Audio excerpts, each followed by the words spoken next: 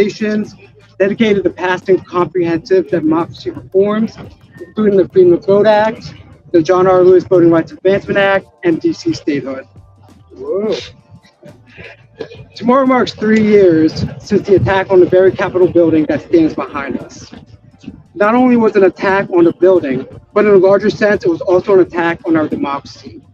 It was an attack on the very concept that a free people can elect its own leaders in pursuit of life, liberty, and happiness, and know that the peaceful transfer of power will occur when the time comes. 3 years ago, that concept was tested, and for the first time in our nation's history, the peaceful transfer of power did not occur at the scheduled time. Today, you will hear from speakers about the attempts to whitewash and misrepresent the events of that day and the critical importance of not forgetting those lessons. We'll hear from members of Congress, who I thank for joining us during their recess when Congress is not in session, and other organizational leaders at the forefront of the fight to protect our democracy and voting rights, as well as working to strengthen and expand them. Thank you again, and with that, I'm thrilled to bring up Rep. Jamie Raskin from Maryland's 8th District.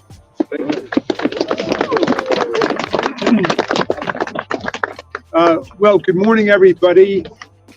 Joe Biden beat Donald Trump in the 2020 presidential election by more than 7 million votes, 306 to 232 in the Electoral College. This is the hard, inescapable, ineradicable fact that Donald Trump and his followers have never been able to accept to this day. That was the cause of the riots and the violent insurrection and the attempted political coup that took place on January 6th. Donald Trump's refusal to accept what took place. The political scientists tell us that the hallmarks of an authoritarian or fascist political party are that, one, they do not accept the results of democratic elections that don't go their way. Two, they refuse to renounce or they openly embrace political violence as an instrument. What's the matter with, isn't something wrong with the sign? It's all not about the law. Hold Israel accountable. They need to hold Israel accountable. They accept. They are worse than Jan 6. Hold Israel accountable. Israel is not about the law. They accept. I'm sorry. Let me just start that again. Authoritarian and fascist parties that don't accept democratic process and the rules. They reject the results of democratic elections that don't go their way, number one. And number two is they embrace political violence as an instrument for obtaining political power. Now,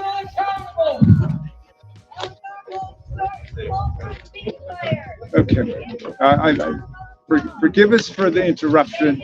These are hard times. Obviously, we're in defense of democracy and human rights and peace all over the world. That's what we stand for, and that's why we're together here today.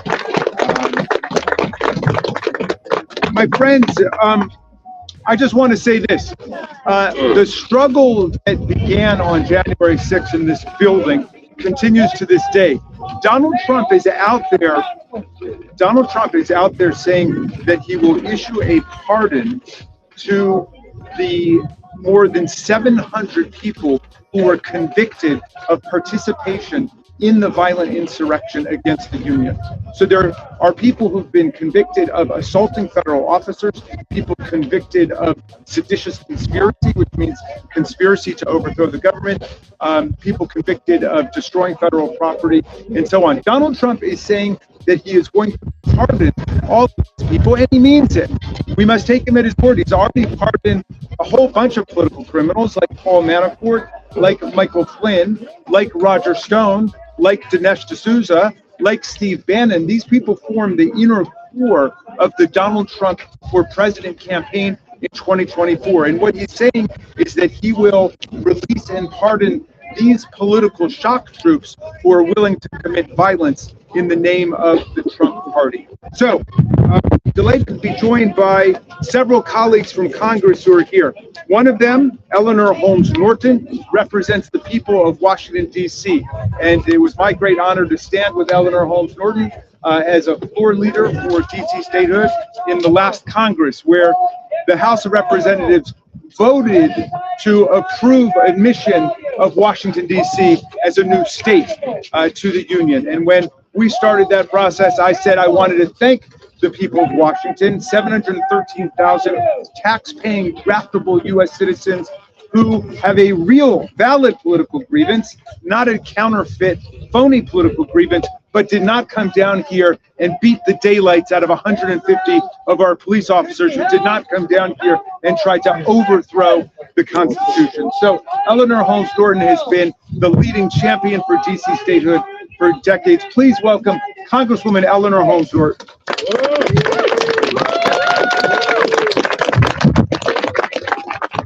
Thank you very much. I want to thank you for inviting me to speak today, and I want to thank DC Vote and my long-term friend, Jamie Raskin, for organizing today's event. On January 6th, 3 years ago tomorrow, the U.S. Capitol was attacked by individuals seeking to overturn our democratic form of government. While President Trump refused to send in the DC National Guard to the Capitol, the Metropolitan Police Department voluntarily responded, protecting the Capitol, Congress, and democracy itself. Governors of the states have control over their National Guard units. Because DC is not a state, at least not yet, authority to deploy the DC National Guard falls under the president. I have introduced a bill for many years that would give this authority to the DC mayor, who tried for hours to get the Guard deployed on January 6th. While our efforts were ignored, had DC's mayor had control of DC's National Guard that day, the response would have been hours earlier, potentially saving lives. DC residents, the majority of whom are Black and brown, are worthy and capable of governing themselves.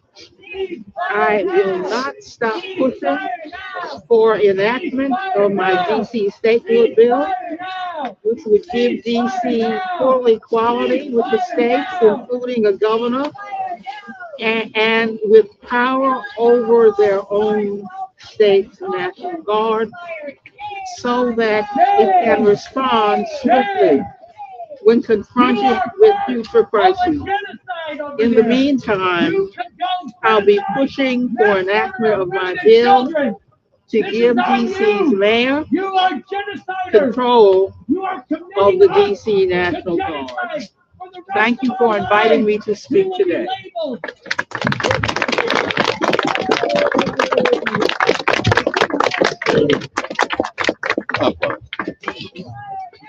Can you hear me okay? I apologize if I repeated anything because I wasn't able to hear what they said. But let me say this. I think January 6th was a huge wake-up call for me. I was in private practice at the time, but just saw it on my computer. I saw people climbing up the sides of the Capitol and breaking into the building. I actually thought it was, like a fake image of some kind. I had no idea it was real until later. And then when I saw people breaking into the building and starting to hurt people, I know multiple officers were injured that day. Many were 5 deaths, I think, resulted for officers that day as well. So I know that we had serious consequences from that day. We all saw it. We all realized what took place. The Congress had hearings on it. They laid out the information extensively. So we know all of the truth that's out there, the documents that are out there, the videos that are out there. But then I got up today and opened up the Washington Post and saw that 25% of Americans believe that the FBI was behind the the assault on the Capitol on January 6th. So from my perspective, January 6th was a wake-up call, but today, 3 years later, we need a true call to action to address this.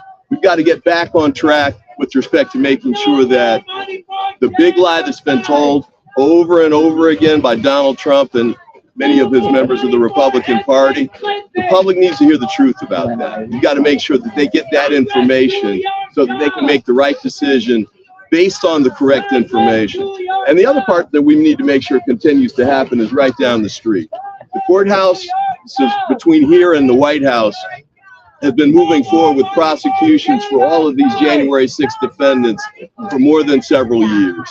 And they're on the process of convicting, I think they've convicted over 700 people so far.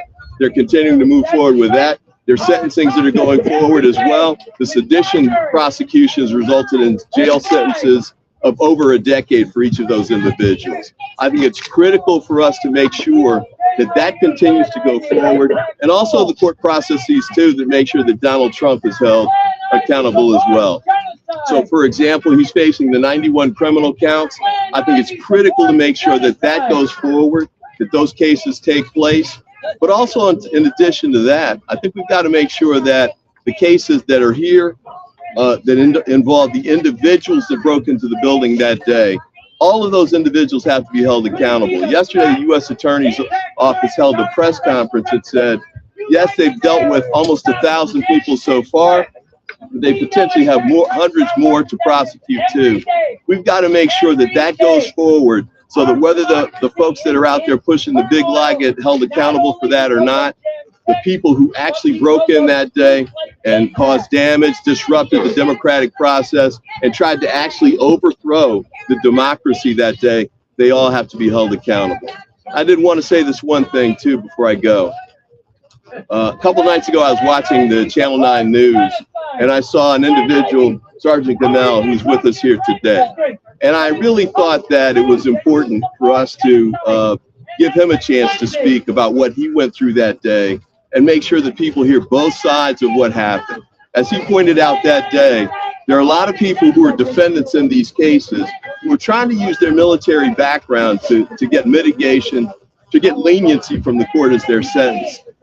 He's a veteran. He served as well. It's important for him to get his story out so people can hear it and make sure that they balance out who the real patriots are, who the people who really are working for the United States and making a difference. And he's definitely in that category. So I definitely wanted to introduce Sergeant Gonell and ask him to come up and make some time. Good morning, everyone. Tomorrow is going to be a solemn day, not only for myself, but for many of my colleagues who almost 3 years ago defended the Capitol against the mob. I did what I did, and my colleagues did what we did, not because we were seeking any accolades, awards, or medal, but because it was our duty, it was our job to defend the country, defend the Capitol. And one thing that I had to tell the new Speaker of the House, when he tells everyone that the rioters, mob members, they need to be blurred out on the videos, because he doesn't want the Department of Justice to identify and prosecute those members of the rioters, and then in the same breath, in the same sentence, he says he's a member of the party of the law and order, the rule of law, and then in the same breath he says blur out their faces because he doesn't want them to be identified, prosecuted. I risked my life, my colleagues risked their life protecting them on January 6th, and that's not how you support the police officer. That's not how you support us, the law enforcement, all police officers. You claim to be the party of law and order, and you're not proving that you are. You are not supporting the police officer. You're supporting the rioters. When you call those individuals who came to hunt you guys down, room by room, And the only reason why they didn't make it to you was because of the efforts the police officer did on that day. Those people were not patriots. Those people were not hustlers. Those people were not people. If you want to see pictures and videos of the fighting, then let's walk down to the lower West Terrace. I'll show you what I did to defend you and your colleagues on that day. When you call those people patriots, what that makes us, the police officers there? What does that make us, the law enforcement officer? What was our sacrifice for? If you keep calling them patriots, they were not patriots. They were trying to kill you, fellow colleagues, the next 3 people in line to the succession of presidency, including Mike Pence. He was an attack on his own safety, along with his family members. And the nuclear codes were here. So if that was not a national security, I don't know what it is. And I don't know how to convey you that on January 6th, we almost lost our democracy. And if it wasn't because of the action that us, the police officer, did on that day, we would have lost it. Did we accomplish everything that we tried to do? No, we failed. We felt defeated. But that's because we had thousands and thousands of people here attacking us, reaching the Capitol. And many of these members behind me, they probably would have not made it if it wasn't because of the efforts that we did on January 6th. Don't tell me you support the police officer. Don't tell me you support law. You are the party of law and order when you don't even want an investigation about what happened. When you continue to support the same person that continue to undermine our democracy, each institution that is able to hold him accountable. Mitch McConnell, right after the impeachment, he said the former president was responsible for it. Kevin McCarthy said that on January 6th. I went home on January 6th at 4 a.m. after arriving on January 6th at 6 o'clock here at the Capitol. My day was long. My colleagues' days were long. For you, might have been an hour, a few hours of that you endured January 6th. For us, it was ongoing. It still is. Just 2 weeks ago, I was in court dealing with that ramification of that day. And I continue to fight for those, for myself, for those of us who were affected by it. I was assaulted by more than 40 people on that day. And then not a single one except for Liz Cheney and Adam Kinzinger have reached out to me. But they claim that they support the police officer. Each one of them, including the former president and everybody down. Don't tell me, because I don't believe you. And I think the American people see that too. Thank you.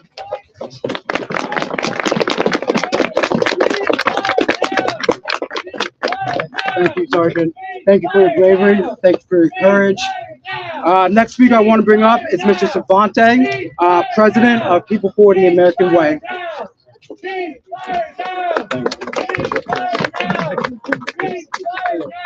Hi, everybody. My name is Cervante Myrick. I'm the president of People for the American Way. We are best known around these parts for two things. One is being founded by Norman Lear over 40 years ago to fight for and protect and expand our democracy. And the second is at one point employing the now honorable Congressman Jamie Raskin, something we're extremely proud of. He was teaching us then, he's still teaching us now, about what America can and should be. It should be a place for protest, right? However loud, however boisterous, however disruptive, protest is okay. But we're here to commemorate something that was not okay, something that went beyond annoying, something that went beyond disruptive, something that was lethally dangerous. Lethally dangerous not just to the brave officers who are fighting to protect the heart of our capital, but to every American who's striving to build a life of purpose and satisfaction. I came to this work because I was the mayor of Ithaca, New York, a beautiful city in upstate, probably the most beautiful, with apologies to Dustin, who you'll hear from in a little bit, beautiful in upstate New York. And I was very proud of the work that we were doing. I was very proud of everything I'd accomplished. I was very proud of the community that had lifted me up and bolstered me. And on January 6th, I watched, and it occurred to me that there were forces in this country that, if left unchecked, could unravel everything that we've built. That nothing that you work for, nothing that you strive for, nothing that you sought to achieve could actually be sacred. Nothing could be sacred if our democracy was not sacred. So I actually called the founder of People for the American Way, at that point already a friend and mentor of mine, Norman, and asked him what it is we could do. And he said that we could do a few things. We could work to make sure that the courts protected us. And so far, in so many ways, they have. He said that we had to fight at the state level. So far, we have, turning back hundreds of state bills, but 56 of them have gotten through. 12 in the last year alone have gotten through, pushed by far-right extremists to restrict people's right to vote. And what he said more than anything, Norman fought the Nazis in World War II. He came home to fight fascism and extremism. What he told me more than anything was that this fight on January 6th was not the beginning of a fight, and neither was it the end of a fight. We were committed we could win this fight over the coming decades, over the coming years. Last month, some of you might know, we lost Norman Lear. At 101 years old, he passed away. We told him no more skydiving, and he just refused. And my last conversation with him 2 weeks before he passed was very similar to our very first one. He wanted to know what we were doing to defend democracy on the ground. What were we doing in Virginia? What were we doing in Ohio? What were we doing in Wisconsin? I think if more of us woke up every day and asked ourselves what Norman asked himself, is what can we do where we live? What can we do to fight? We would be better off. And we at People for the American Way believe that we are on the right track. If we follow Glenn Ivey, Rep. Norton, and Representative Jamie Raskin, if we follow those in Congress and support those who are fighting to defend our democracy, if we fight through this year in 2024, we can keep safe everything we hold dear. Because our democracy is not an abstract thing. Our democracy is key to keeping us safe.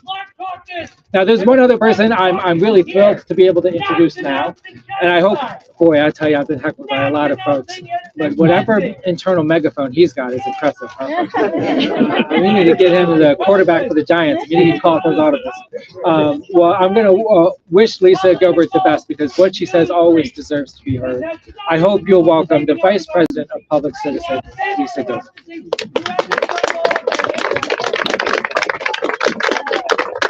Thank you so much for that, Svante, and I will try to project.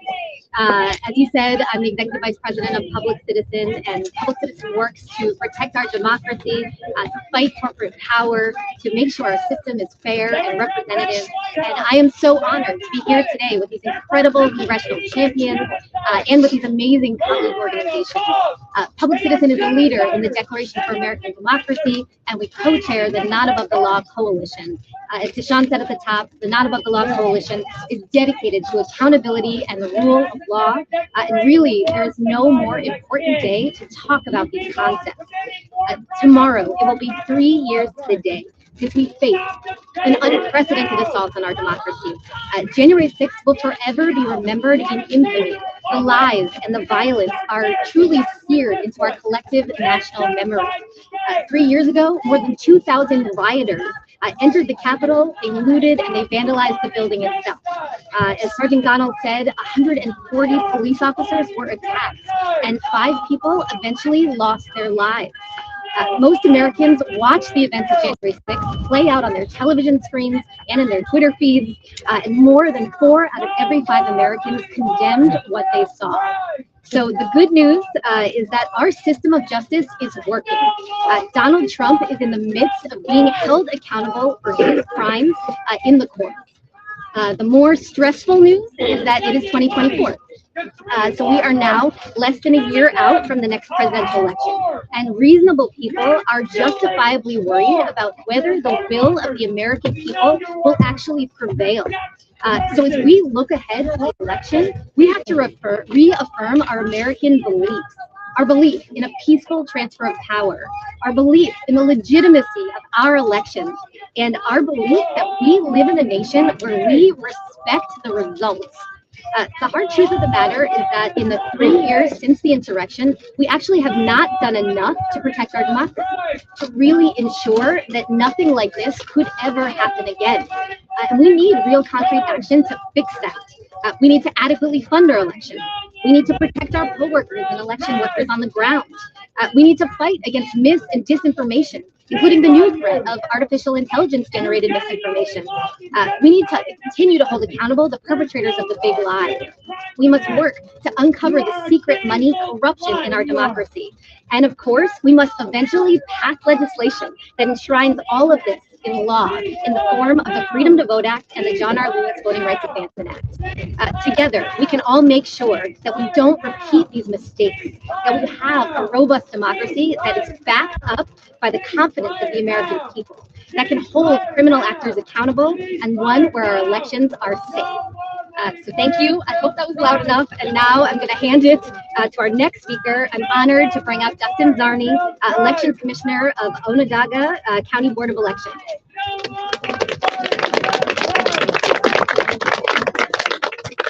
Thank you so much. I'm honored today to be in our nation's capital, honored to stand with some of the people behind me that I consider personal heroes of mine.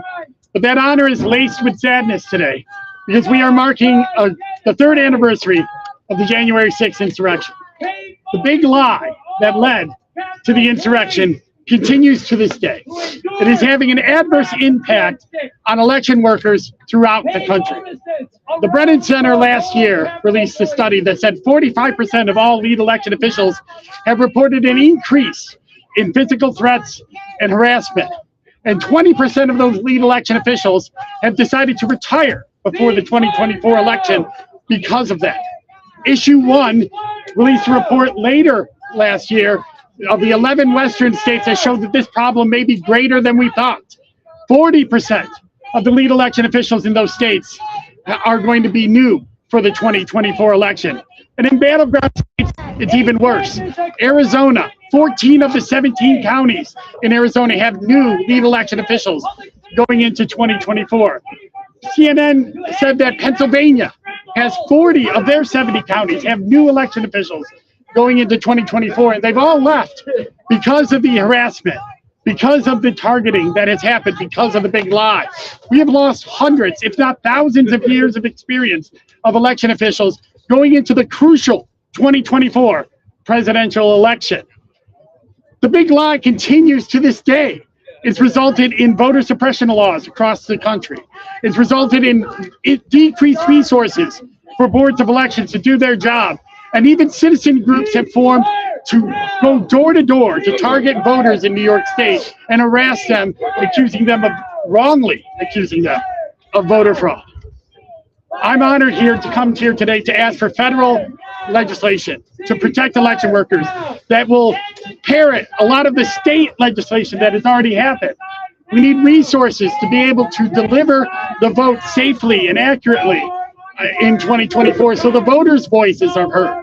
I believe in the bipartisan boards of elections across this country. People that have come to serve the public. They're not doing it to get rich. They're not doing it to get famous. They're doing it to serve their friends and neighbors. And they deserve the protections of the federal government and their state governments, and yes, their local governments to make that job possible. So I'm hopeful that we can see legislation in this next year in the states and in the federal government and resources directed so those boards of elections can do their job in a safe and accurate manner and deliver the voice of the American people to the ballot box and give them their choice this election. So thank you very much for having me, and thank you very much for attending. And I'd like to, Second best city in the second best city. Syracuse is beautiful in its own way, Savante. So I'd like to introduce the next speaker, Donald Sherman, Executive Vice President and Chief Counsel for Citizens for Responsibility and Ethics in Washington.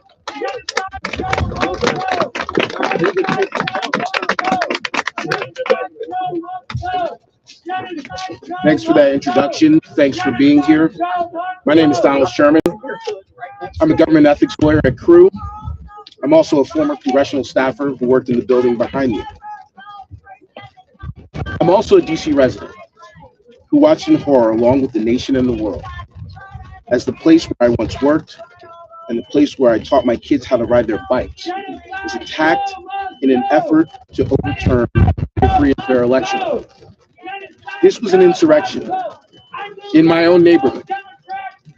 Crew is a nonpartisan, nonprofit organization that uses legal and policy advocacy, along with robust research and communications, to promote ethics and transparency in our government and in our elections. 3 years ago, a violent mob incited by former President Trump stormed our Capitol in an attempt to overturn the 2020 presidential election.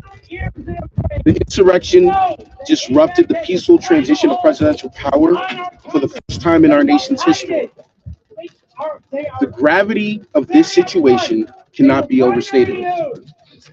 But this is where Section 3 of the 14th Amendment steps in, a constitutional provision forged in the aftermath of the Civil War that disqualifies oath breakers who engage in insurrection against our Constitution. This disqualification clause is an essential safeguard for our democracy.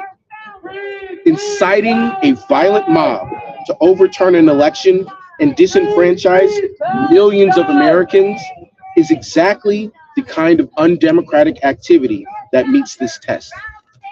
Section 3 is necessary to protect our democratic process from those seeking to undermine it through insurrection or rebellion. It was literally built for this moment. The only question is, are we? Are our courts? If we don't use this tool to defend our democracy now, we may be facing another insurrection a year from now or further into the future. Since the Reconstruction era, there have only been 2 successful lawsuits to disqualify insurrectionists from office, both of which were brought by Crew on behalf of brave citizens willing to stand up for the Constitution. Crew's case representing New Mexico residents in 2022 removed Cowboys for Trump founder Couy Griffin from office as a county commissioner, and Crew's case in Colorado on behalf of 6 Republican and unaffiliated voters led the Colorado Supreme Court to hold just a month ago that Donald Trump was disqualified and could not appear on the Colorado presidential primary ballot. Now, former President Trump has tried to muddy the waters to make these issues seem complicated, but they aren't. The only fact finders to reach the merits of Section 3 issues found that January 6th was an insurrection and that Donald Trump engaged in it.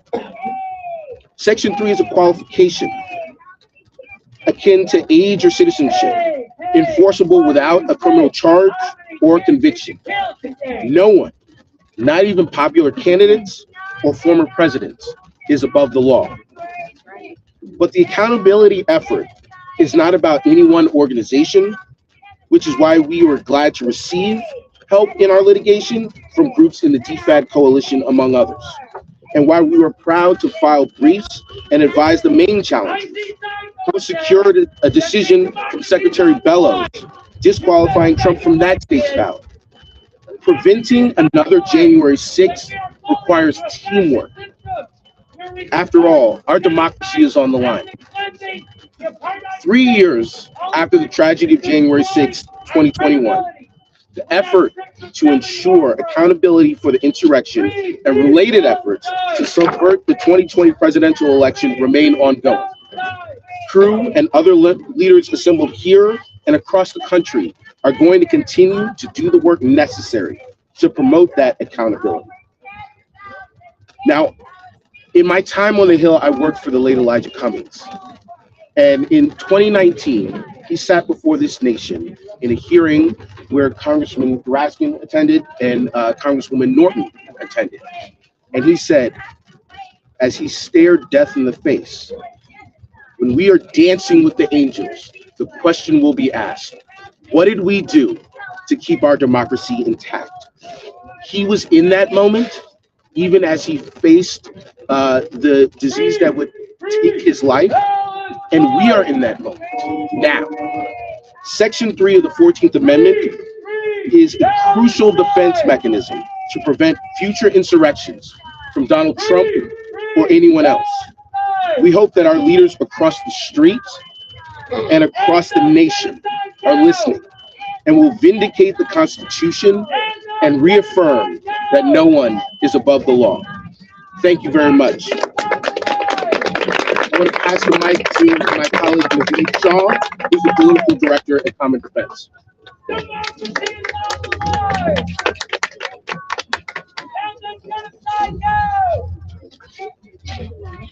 Good morning, and thank you all for being here. My name is Naveed Shah. I'm the Political Director of Common Defense. We're a grassroots veterans organization. I'm also a veteran of the U.S. Army in the war in Iraq. When I was in Iraq in January of 2010, they were holding their second ever national election. For many Iraqis, it was the first time that they had the chance to cast their ballot. On that day, the insurgents were not targeting the American soldiers who were providing security for those elections. Instead, they were targeting their own people. More than 100 Iraqi people were killed or injured that day across the country as they simply sought to cast their ballot and exercise their fundamental right to vote. In that moment, the sanctity of our rights became clear to me, and I promised to never take that for granted. So when I saw what happened right here on January 6, 2021, I was more than just shocked and appalled. I was scared for what could happen to our country if we allowed the big lie to fester and to allow insurrectionists to take power. 3 years ago on that dark January day, our nation witnessed a terrifying assault on the foundations of our democracy. A mob incited by lies and fueled by a hunger for power stormed the Capitol, leaving a trail of violence, trauma, and shattered trust in its wake. It wasn't just an attack on a building. It was an attack on every vote cast, every voice, every principle that America was built upon. The scars of that day run deep. 5 lives were lost, hundreds were injured, and the fabric of our nation was left in tatters. But let us not forget the true culprit, the poisonous mix of political ambition and disregard for the truth that birthed that insurrection. Donald J. Trump. Fueled by personal grievance and a hunger for power, weaponized the lie about a stolen election and unleashed a mob against our democratic process. And while that day etched itself in our history, it wasn't an isolated incident. The shadows of January 6th linger. Across the country, right-wing politicians continue their assault on our democracy, erecting new walls to hinder our vote, spreading conspiracy theories, and targeting election workers with harassment and threats of violence. They aim to dismantle the very mechanisms that guarantee our freedom to choose our elected leaders, turning free and fair elections into partisan witch hunts. But remember this, America has seen darkness before, and each time we have emerged stronger. This time will be no different. Now is the time for American heroes to stand up for what's right. We, the people, will not stand by as our democracy is dismantled. We will rise together. Our voice is a chorus of resistance against those who seek to suppress our rights in silent dissent. We demand accountability. Those who incited, aided, and abetted this insurrection must face the full consequences of their actions.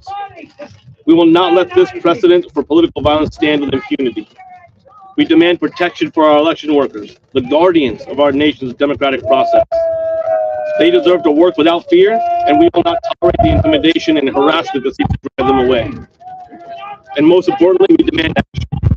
We urge Congress and state legislators to enact democracy reform across the country. We need stronger voter protection. We need clear and uniform voting standards, and most importantly, an end to the gerrymandering that distorts the will of the people. We need to protect our ballots from manipulation and our elections from interference. When I immigrated to America as a young boy, I took an oath to this country. And when I joined the Army, I took another oath to protect and defend this Constitution, to support it, to protect it from all enemies, foreign and domestic. And to make no mistake, MAGA Republicans are a domestic threat to this Constitution and to this country. So today, let this be our oath.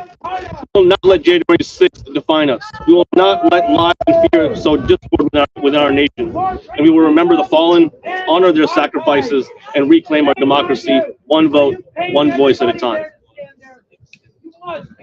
We are the custodians of this republic, and the future of American democracy rests on our shoulders, on your shoulders.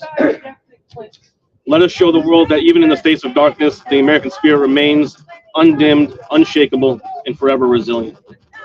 Together, we will rise above, rebuild our trust, and ensure that America, the beacon of hope and liberty for the world, shines brighter than ever before.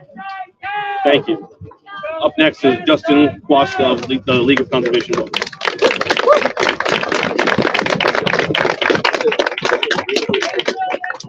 Hello, everybody. My name is Justin Quasta. I'm the Democracy Program Director at League of Conservation Voters. So the insurrection on January 6th attacked a core tenet of our democracy, and that says that the will of the people will be protected and respected. For over 250 years, our democracy has put that into practice by making peaceful transitions until 2021. At a time where we've seen the hottest temperatures on record, extreme weather events happening across the country and across the world, and scientific certainty that climate change is human caused, the American people have gone to the ballot box election after election and have clearly voiced their demand to address our climate. Now, the environmental movement sees the political violence that happened here on January 6th as fully in line with the powerful interests that continually undermine the will of the people in our democracy. Whether it's big spending oil, whether it's oil big spending influencing our elections, or individuals storming the Capitol in order to overturn certified results, the goal is the same. That is why we say that we need to have a healthy democracy in order to address climate change. Because we can't effectively address climate change if the pro-environmental will of the American people isn't being respected. We can't fully address climate change if our elected officials don't represent the diverse communities around the country that are affected negatively by our environment. We can't effectively address climate change if communities of color who experience the worst impact of environmental justice are ignored and systematically erased.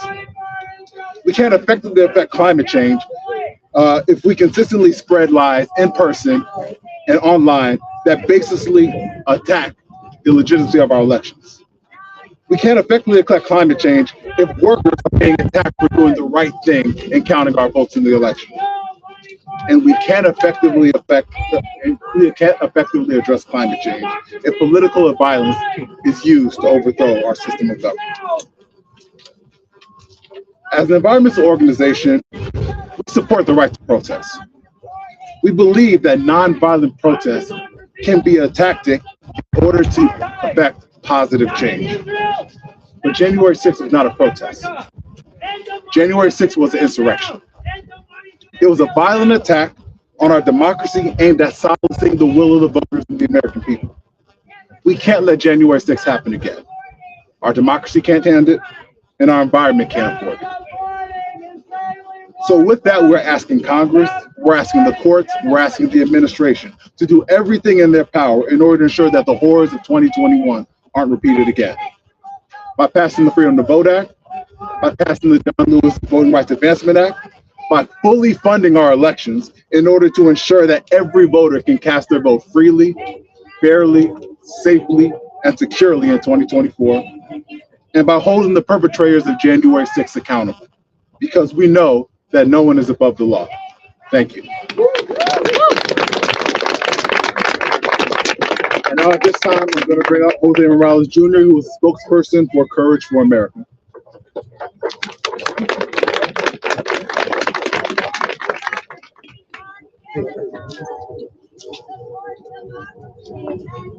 Good morning, everybody. My name is Jose Morales. I am honored to be here today representing Courage for America alongside this incredible coalition.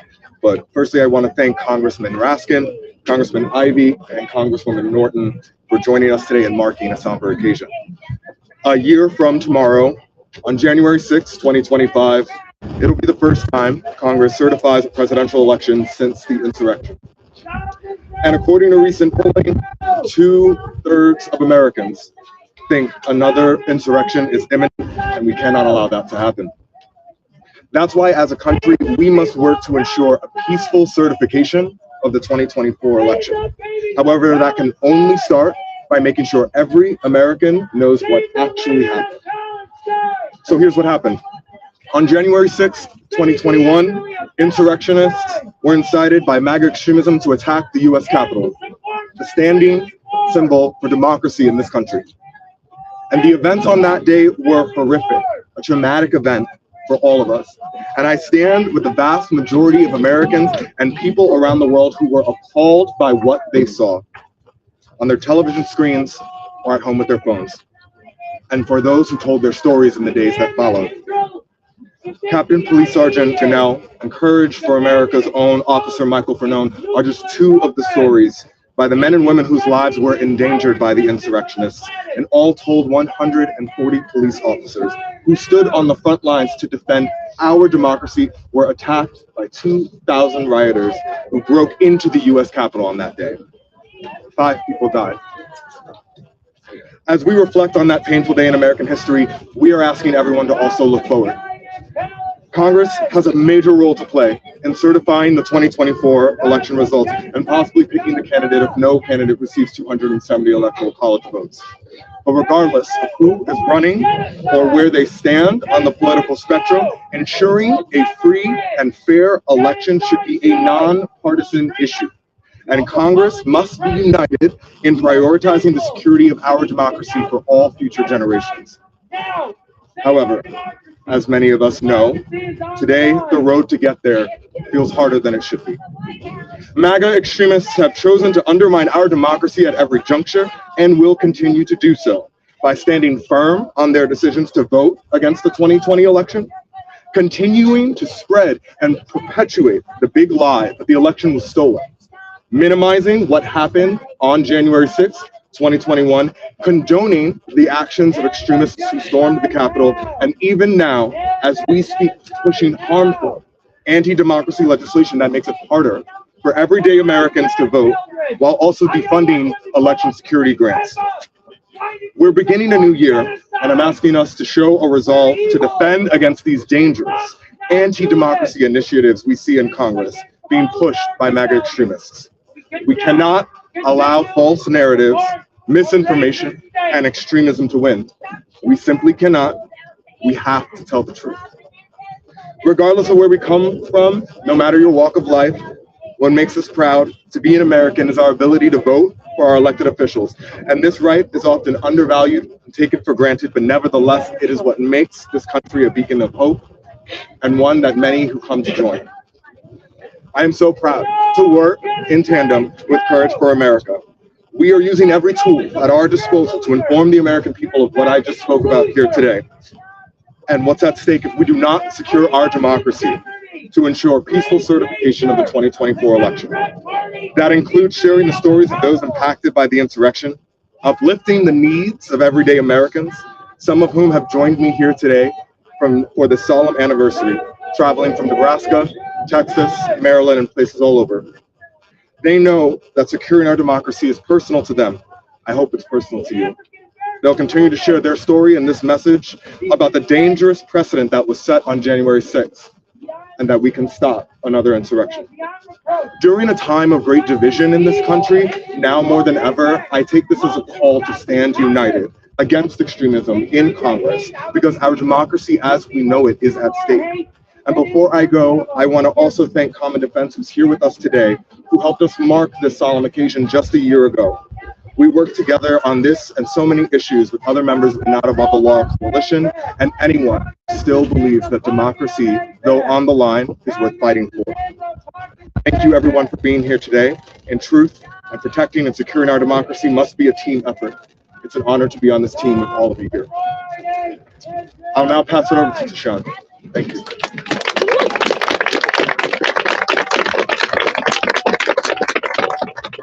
Thank you, everybody. Thanks for standing out here. As we close today, I just want to remark on all the comments that have been said. clear, accountability, rule of law are not just slogans. Comprehensive democracy reform is imperative. That means passing the Freedom to Vote Act, passing the John R. Lewis Act. DC statehood must happen. I want to thank everyone again. Reporters, all the speakers are going to stay here, so if you have questions, please feel free. Come forward, you can gaggle. But appreciate everybody, and everyone have a good day. Thank you.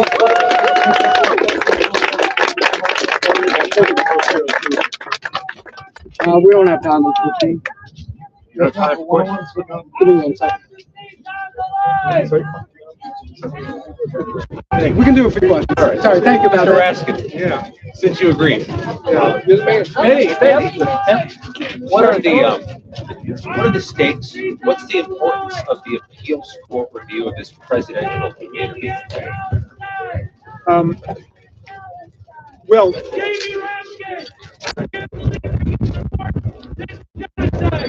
just let me digress for a moment here.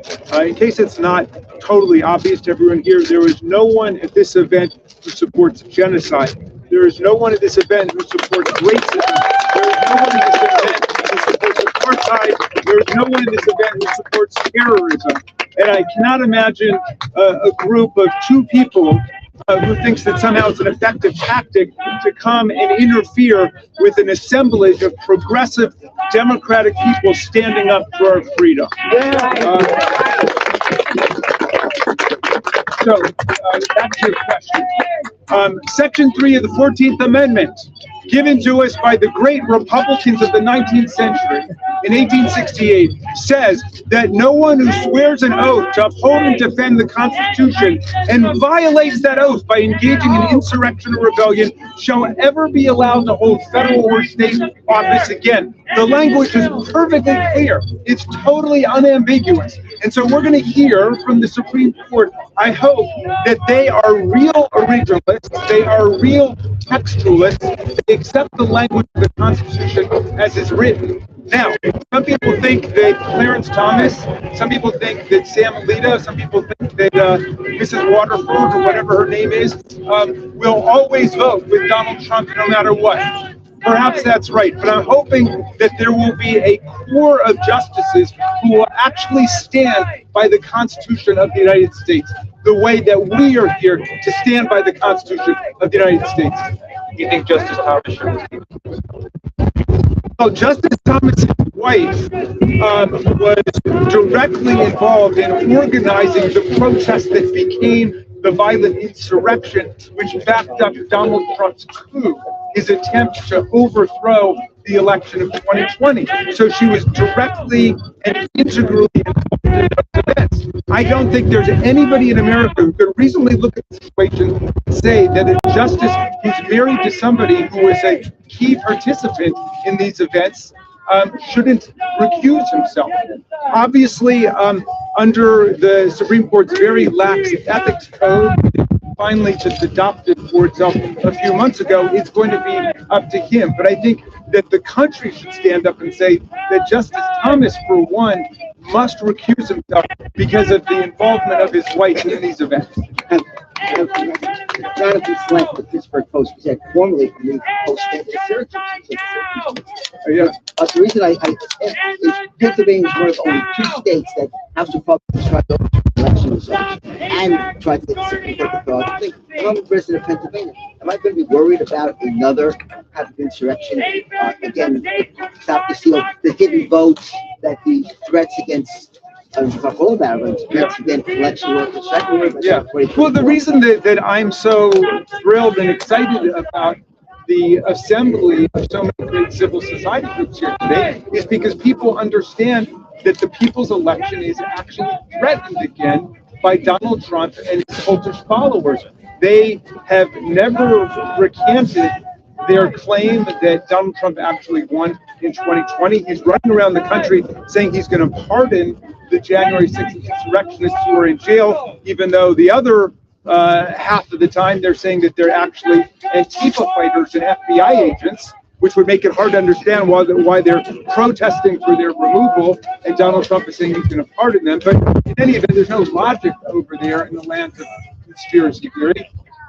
So yes, we have to defend the election at every level, at the precinct level, where Ruby Freeman and Shay Moss defended the election. We've got to defend it at the state level, where Brad Raffensperger, at least last time, did the right thing. We're going to have to defend it on January 6th, again, where Vice President Pence withstood incredible pressure to step outside of his constitutional role and to declare Donald Trump the winner. We're going to have to try to mobilize on a cross-partisan basis everybody who supports constitutional democracy to defend the Constitution. Congressman, you've been on this journey for a while now. Are you confident going into this leg of the fight that you'll be effective? And a second question to that is, do you feel that your actions yesterday, your report coming out, is going to have any impact on this broader decision to hold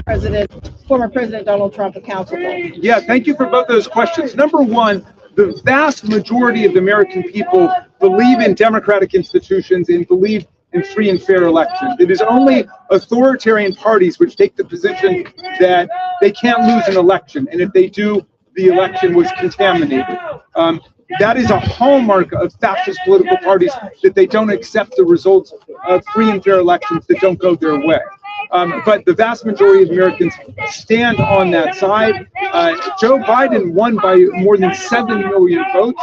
There are millions of young people who are coming into the political process who also support democracy and freedom. So I'm feeling good and optimistic about it.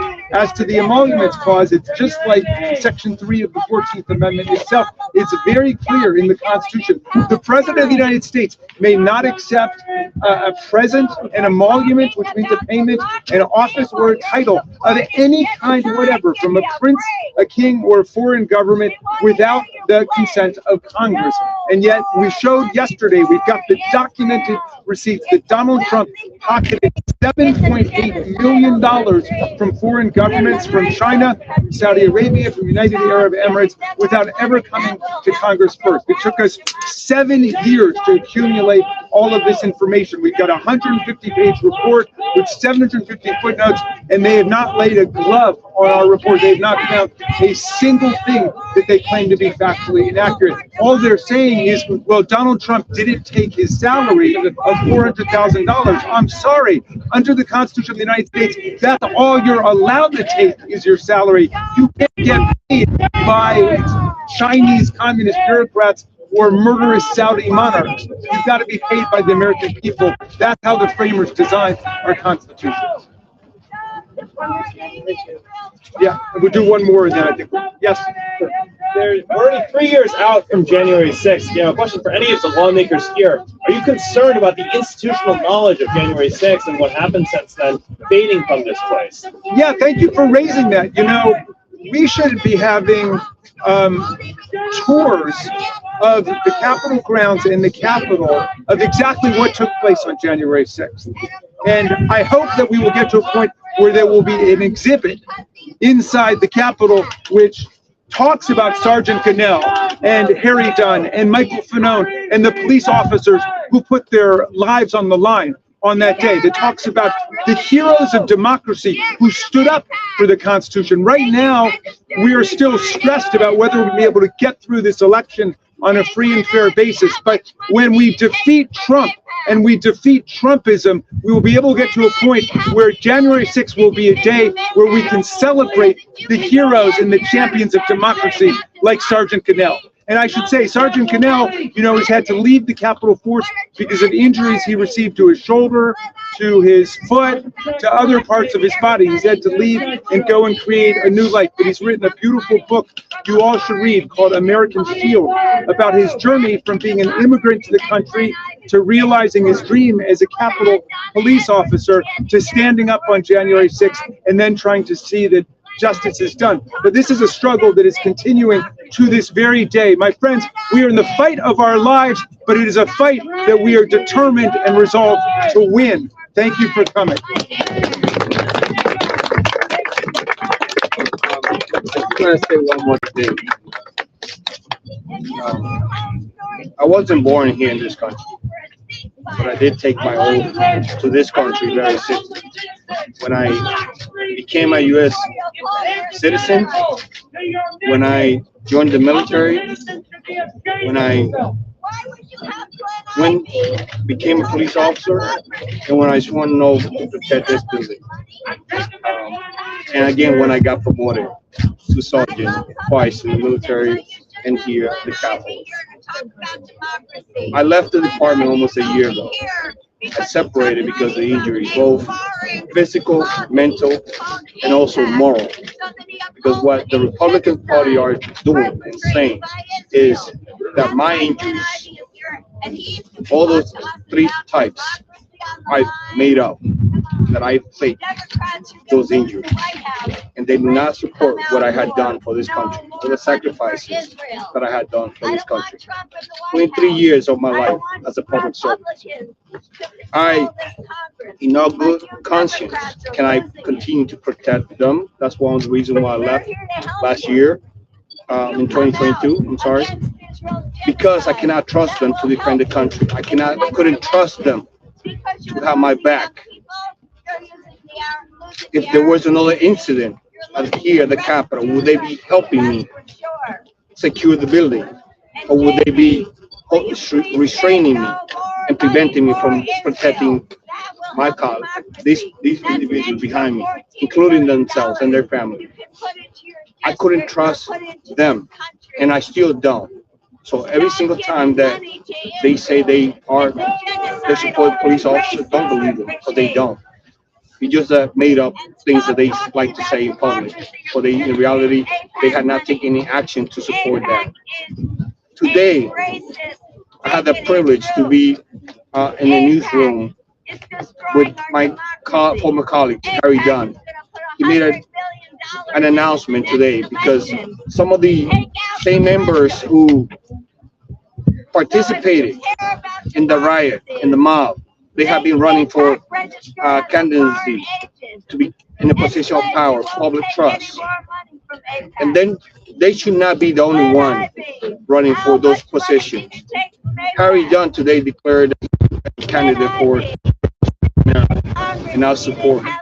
Because we need somebody who's going to put his life on the line for you, for this country, for this place. Some of the people who I defended, I don't trust them. Especially the Republicans. They had not had my back. I shouldn't have their back, and no longer would I have their back. And I think it's a shame that they don't see the sacrifices that we did on January 6th. Now, just me, but the entire department, including Metropolitan Police. And it is insane that they continue to do it. For the same person, send the mob to them and their colleagues. But please support Harry. Please support Harry. Get him in office. Thank you. Thank you, everybody. Really appreciate everyone coming out. Thank you again. Take care.